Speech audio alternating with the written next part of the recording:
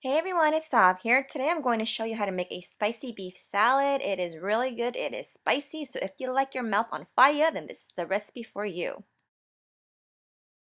Okay, first off, you want to take some uncooked sticky rice and put it in a pan, a couple of tablespoons, maybe a quarter cup, and then you want to dry roast it on medium heat. And just, you don't need any special tools. Just take your hand and toss the pan around, or not toss it around, but lightly shake it gently to get it all nicely browned.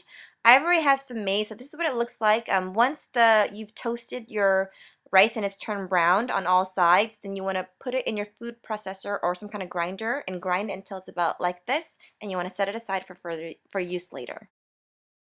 Next, you want to lightly salt and pepper some good tender sirloin steaks, and you want to fry these on both sides in a little bit of olive oil for about 2 minutes on each side, depending on how thick your steaks are. You want them nice and medium rare. Set them aside and let them cool down completely before you cut into them.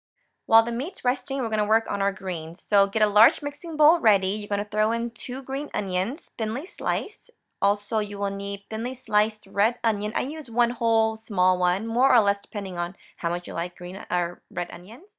Also half of a large shallot.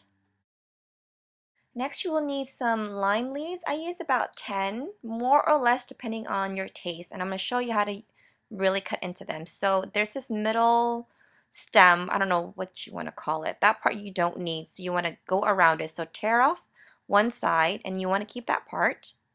And then you want to tear off the other side along the line there. So that part you don't need. This part we keep.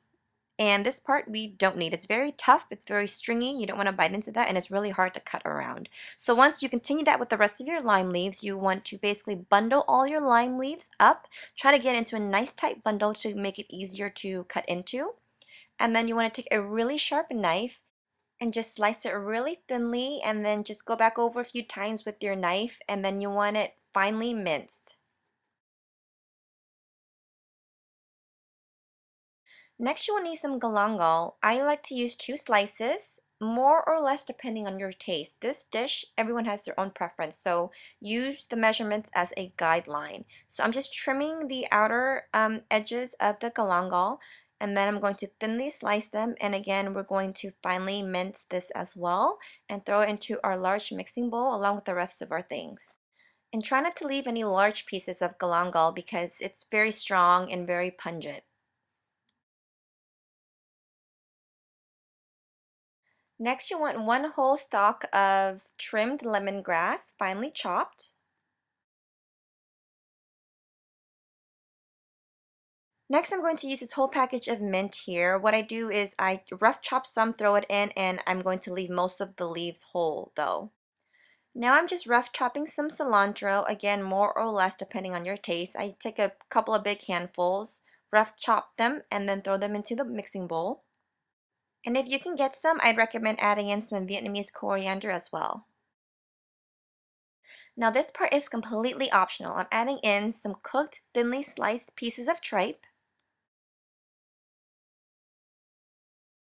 And here's our beef, nice and medium rare. Now what I did was I cut it thinly against the grain, just like this. I'm trying to show you with my hands. And then I went along and I cut it the other way to get nice, thin cubes of medium rare steak.